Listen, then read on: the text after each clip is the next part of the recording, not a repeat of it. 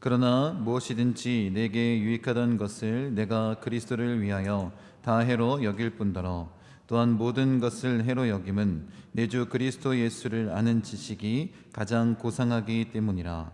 내가 그를 위하여 모든 것을 잃어버리고 배설물로 여김은 그리스도를 얻고 그 안에서 발견되려 함이니 내가 가진 은은 율법에서 난 것이 아니요 오직 그리스도를 믿음으로 말미암은 것이니 곧 믿음으로 하나님께로부터 난 의라.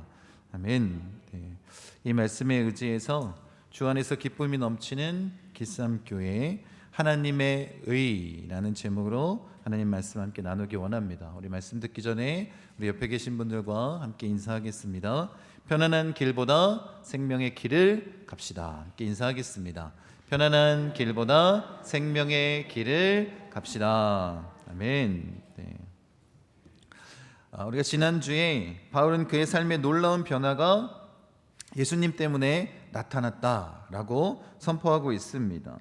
이전에 바울은 자신이 쌓은 스펙, 인간적인 모습들, 그것들을 강조하고 자랑하며 살아갔던 그런 자들입니다. 그래서 그렇게 자신의 열심을 드러내기 위해서 그리스도인을 박해하는 것, 그것을 자랑스럽게 여기지 않았습니까? 아니, 오히려 더 열심을 내었습니다. 그렇게 자랑하던 것을 이제 해로 여기고 배설물로 여기게 된 것 아니겠습니까? 그렇게 여기게 된 이유가 무엇이냐? 바울이 한 단어로 표현하고 있는데 그것이 무엇이냐면 그러나입니다. 그렇게 변화되었습니다. 그 전에 그렇게 자신을 자랑하고 인간적인 스펙을 자랑하고 그것을 위해서 열정적으로 나아갔던 그가 다메섹에서 예수님을 만나자 변화가 나타난 것 아니겠습니까? 그러나 그 놀라운 변화의 역사, 그 놀라운 변화는 다른 것이 아니라 오직 복음의 능력, 예수님을 만났기 때문에 가능한 것 아니겠습니까? 그렇게 새롭게 복음의 이야기를 써 내려간 것입니다. 이제 더 이상 세상의 것이 아닌 예수님만을 자랑하게 된 것 아니겠습니까? 여러분이 그리스도인이라고 지금 말하고 있다면 이 복음의 이야기, 변화의 역사, 예수님을 만난 그 스토리가 우리에게 다 있다라는 것입니다.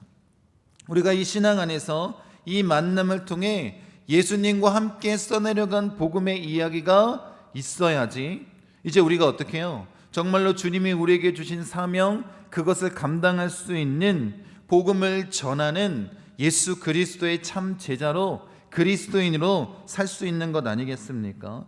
우리에게 이 복음의 능력, 예수님을 만난 복음의 이야기가 없다면 우리는 아무것도 아닙니다. 한번 보십시오. 여러분에게 바울처럼 그러나의 변화의 역사, 오직 예수로 변화된 역사가 있습니까? 스스로 우리가 좀 질문해 보기를 원합니다. 과거의 일로 끝난 것이 아니라 오늘도 새롭게 그렇게 변화되고 있습니까? 여러분이 그리스도인이라면 수준의 구원인 성화를 이루어가며 그 성령의 능력인 변화의 역사가 우리에게 나타나고 있습니까? 나 중심의 육체를 신뢰하고 이 세상의 것을 신뢰하던 것을 다 벗어던지고 오직 예수님만 자랑하고 있습니까? 여러분이 그리스도인이라면 지금 제가 던졌던 이 네 가지 질문이 항상 우리 가운데 던져져야 되고 그런 삶을 살아야 되는 것 아니겠습니까? 여러분 믿으십니까? 복음이 세상을 이깁니다. 예수의 복음이 인간의 스펙을 이기는 것 아니겠습니까? 이 세상을 이기는 것입니다. 내가 아닌 오직 예수 그리스도로만 가능한 것 아니겠습니까? 여러분 우리가 이 확신을 가지고 바울의 권면을 귀담아 듣고 예수님의 복음을 통해 변화되는 삶을 살기를 원합니다. 우리 지난주에 이어서 우리 7절 말씀 다시 한번 봉독하도록 하겠습니다. 그러나 무엇이든지 내게 유익하던 것을 내가 그리스도를 위하여 다 해로 여길 뿐더러. 우리가 지금 기억해야 될 것은 무엇이냐면 예수님을 만난 복음의 이야기입니다. 세상 사람들이 자랑하는 것, 그들이 잘하는 것이 무엇입니까? 바울도 마찬가지로 자신의 스펙, 육체적인 것들을 자랑했습니다.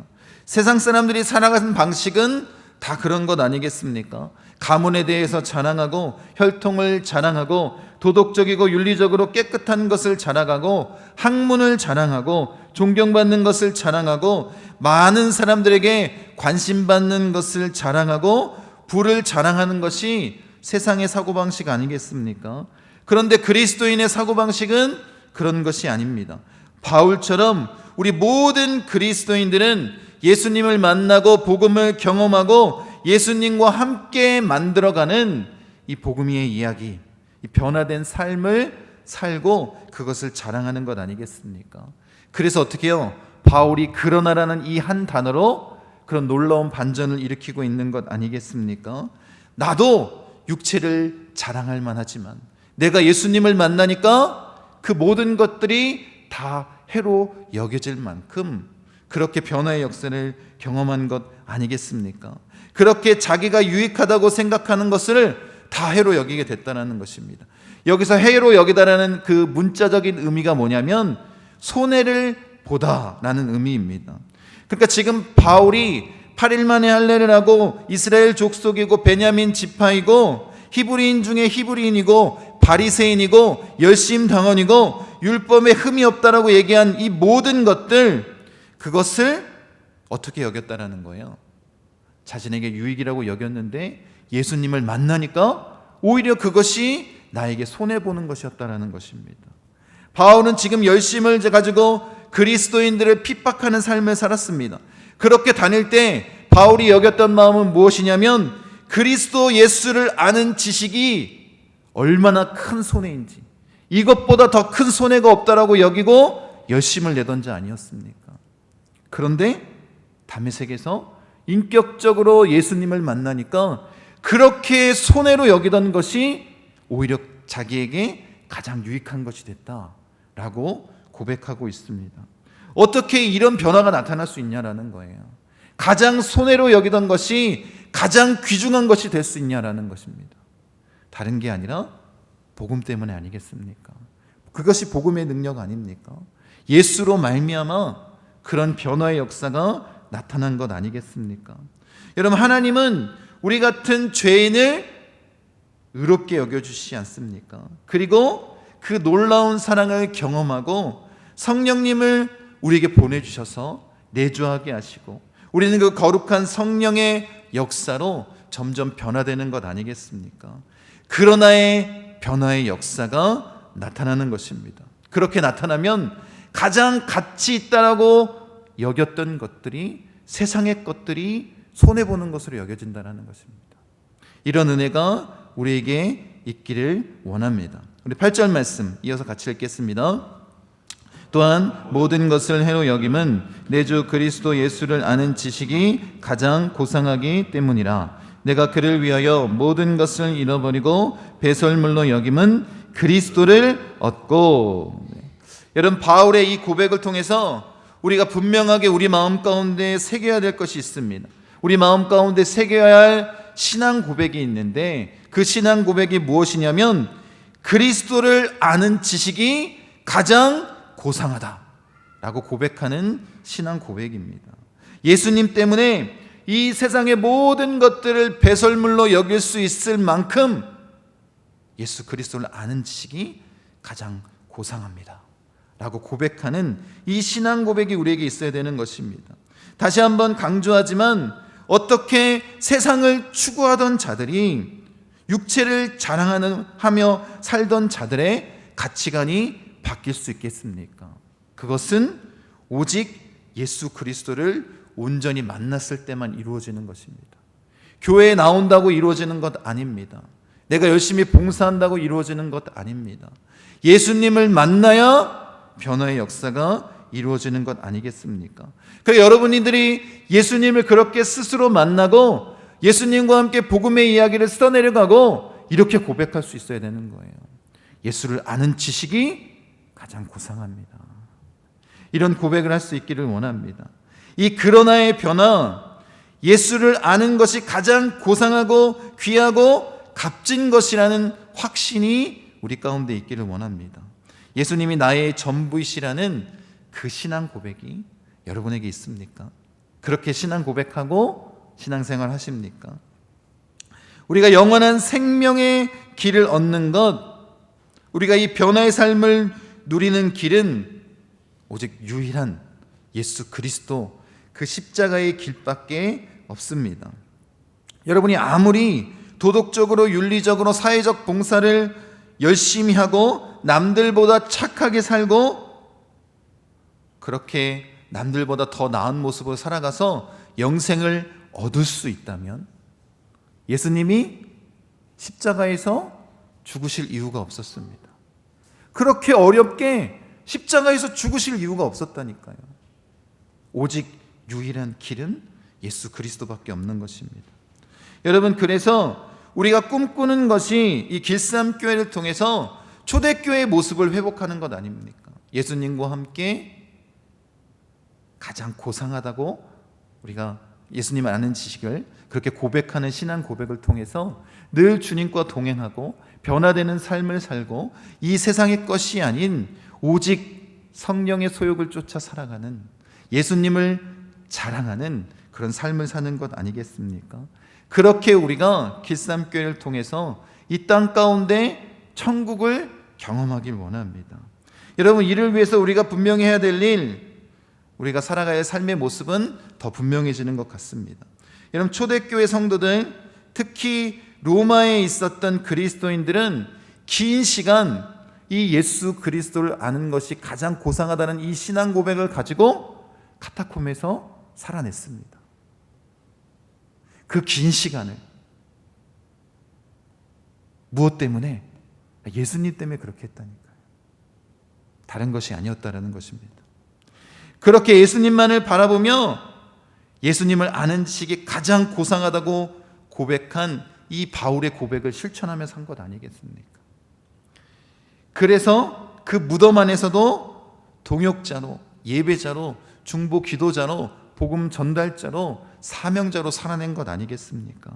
그런데 언제부터 문제가 발생했냐면, 이제 역사적 사실로 우리가 본다면 이 기독교를 로마에서 공인했습니다. 교회가 카타콤 밖으로 나오게 됐습니다. 황제가 믿는 기독교가 되니까 어떻게 됐습니까? 더 이상 예수님을 아는 것, 이것이 가장 고상한 지식이 된 것이 아닙니다. 더 큰 성전을 짓고 아름답게 그것을 꾸미기 시작하고 사제들이 화려한 예복과 권력을 거머쥐게 된 것입니다. 그러니까 어떻게 해요? 더 이상 베드로의 고백처럼 내게 은과 금은 없습니다. 그러나 내게 있는 것을 당신에게 주기를 원하오니 나사렛 예수 그리스도의 이름으로 일어나 걸으십시오 라고 말할 필요가 없어지게 됐다는 거예요. 왜요? 교회 안에 금과 은이 넘쳐났기 때문입니다. 여러분, 그래서 어떤 문제가 생겼습니까? 가장 고상한 것이 예수 그리스도가 아니라 세상의 것이 되어버리니까 유럽의 교회가 어떻게 됐습니까? 그렇게 예수님을 가장 고상한 것으로 여기기 위해서 성전을 지었지만 그것이 세상의 것으로 바뀌니까 이제 하나님을 섬기는 자들이 아니라 관광 수입으로 그것을 유지하고 있지 않습니까? 여러분, 이게 얼마나 안타까운 일입니까?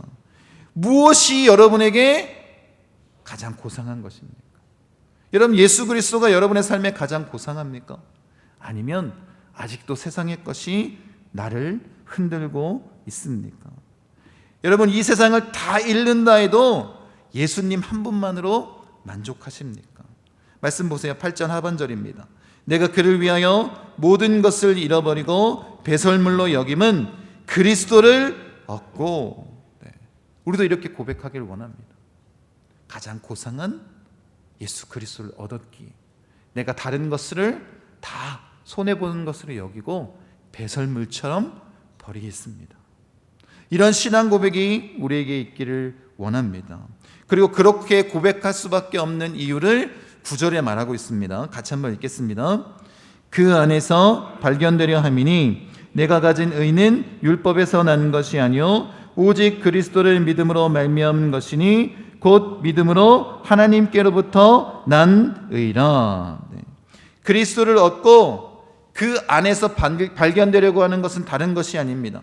오직 예수 그리스도를 믿음으로 얻는 하나님께로부터 난 의를 얻는 것이다라고 말하고 있지 않습니까? 지금 우리가 나누었던 것을 좀 되짚어 보기를 원합니다. 바울은 원래는 자신의 육체 스펙을 자랑하며 사는 그런 사람이었습니다. 다른 유대인들과 동일하게 율법에 주어진 그 삶을 온전히 지키며 그렇게 자신을 자랑하며 육체를 신뢰하던 자였습니다. 그렇게 그리스도인들을 박해하던 자가 바로 바울이었습니다. 그런데 이 바울이 최고의 지성인 가말리엘 문화생이었던 이 바울이 어떻게 보면 다른 그 당시에 유대인들이 가장 부러울 만한 자리에 있었던 이 바울, 앞으로의 성공의 삶이 보장되었던 이 바울이 어떻게 해요? 예수님을 만나자 완전히 바뀌었습니다. 그 복음의 이야기, 복음의 능력을 경험하고 총명한 학자에서 바보 취급당하는 그런 바울이 된 것 아니겠습니까? 가는 곳마다 생명의 위협을 느끼며 사는 자가 되었습니다. 그가 만난 사람들은 대부분 이방인이었고 노예였습니다. 손수 천막을 치며 생계를 유지해야만 했습니다. 그리고 수많은 매질과 돌팔매질과 광과 바다, 강도, 이방인, 유대인의 위협을 당하며 사는 자가 되었습니다. 그렇게 감옥에 갇히며 숱한 모욕을 당한 삶을 살았습니다. 그러함에도 불구하고 어떻게 이 예수 그리스도를 붙잡고 나아갈 수 있었냐라는 것입니다. 그가 가는 곳마다 핍박당하고 돌팔매질 당하고 매질을 당하고 감옥에 갇혀도 복음을 전하는 자가 되었냐라는 것입니다. 다른 것이 아니라 그리스도를 얻었기 때문입니다. 그 안에서 발견되는 삶이 이전의 삶보다 더 값진 것이기 때문입니다. 여러분, 이런 삶의 핵심은 바울이 지금 한 단어로 표현하고 있는데 그것이 무엇이냐면 바로 의입니다. 로마서에서 이렇게 지금 바울이 그 9절 하반절에서 이렇게 고백하고 있습니다. 내가 가진 의는 율법에서 난 것이 아니요 오직 그리스도를 믿음으로 말미암은 것이니 곧 믿음으로 하나님께로부터 난 의라. 네. 이 의라는 단어가 굉장히 중요한데 그래서 바울이 로마서에서 이렇게 분명히 말하고 있습니다. 로마서 3장 24절입니다. 그리스도 예수 안에 있는 속량으로 말미암아 하나님의 은혜로 값없이 의롭다 하심을 얻은 자 되었느니라. 오직 예수 그리스도 안에서만 우리에게 주어지는 것이 하나님의 의라고 표현하고 있는 것입니다. 우리의 모든 죄를 사하시고 우리가 의롭다함을 여김으로 말미암아 하나님과 관계를 맺고 하나님과 함께함으로 성령님이 내주하심으로 그 변화의 역사가 일어나는 것 아니겠습니까? 영생의 삶을 누리고 생명의 길을 걸어가는 자가 된 것이 아니겠습니까? 오직 하나님이 우리에게 허락하신 이 하나님의 의를 통해서만 가능한 것입니다. 이게 복음 아니겠습니까? 이 의가 우리의 믿음의 선배들에게 강력하게 역사했습니다. 바울이 어떻게 해요? 그래서 변화된 것이고, 성 어거스틴이 그래서 변화된 것이고, 종교 개혁자 마틴 루터가 이 의를 통해서 변화된 것이고, 감리교회 창시자 존 웨슬리가 이 의를 통해서 변화된 것 아니겠습니까? 그래서 제가 여러분에게 도전하길 원합니다. 이 믿음의 선배들 이름 사이에 여러분들의 이름을 새겨넣기를 원합니다. 여러분, 세상이 몰라줄지라도 누가 우리의 이름을 기억하십니까? 예수님이 우리의 이름을 기억하시고 그 생명책에 그 이름을 적어두시지 않겠습니까? 오직 하나님의 의를 통하여 이렇게 주님 앞에 온전히 서길 원합니다. 오직 하나님을 만나야지만 가능한 일 아니겠습니까? 이런 바울은 인간의 행위로는 이것을 얻을 수 없다라고 말하기 위해서 율법에 의해서 난 것이 아니다라고 말한 것입니다. 여러분, 우리의 노력으로, 자랑으로, 의지로 만들 수 없는 것입니다. 오직 예수 그리스도를 믿음으로 말미암아 하나님께서 우리에게 주신 것, 이 하나님의 의를 통해서만 가능한 것 아니겠습니까? 여러분, 바울도 자신의 육체를 자랑하는 삶을 살았지만 이렇게 예수님을 만나고 온전히 변화되고 그 하나님의 의가 얼마나 놀라운 것인지를 경험했기 때문에 우리에게 지금 주고 있는 것 아니겠습니까? 오직 그 의는 예수 그리스도 안에서만 가능한 것입니다. 그래서 바울이 자신처럼 그 육체를 자랑하는 유대인들을 향해서 이렇게 로마서에서 기록하고 있습니다. 로마서 10장 2절 3절입니다. 우리 같이 한번 공독하도록 하겠습니다. 내가 증언하노니 그들이 하나님께 열심히 있으나 올바른 지식을 따른 것이 아니니라. 하나님의 의를 모르고 자기 의를 세우려 힘써 하나님의 의에 복종하지 아니하였느니라. 아멘. 네. 이런 삶을 살았다라는 것입니다. 여러분 혹시 우리가 이런 우를 범하며 사는 것은 아닙니까? 올바른 지식, 올바른 복음이 아닌 다른 것을 바라보며 나아가는 것은 아닙니까? 내가 복음을 만든 것은 아닙니까?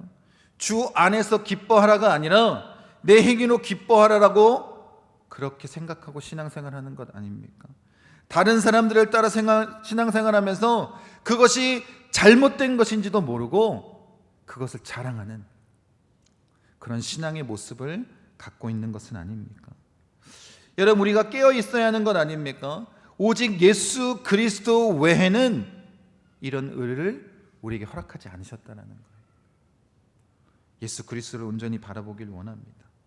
그래서 바울이 유대인들을 향해서 그리고 그런 모습으로 신앙생활을 하는 자들을 향해서 다시 로마서 10장 4절에 이렇게 얘기합니다. 같이 한번 읽겠습니다.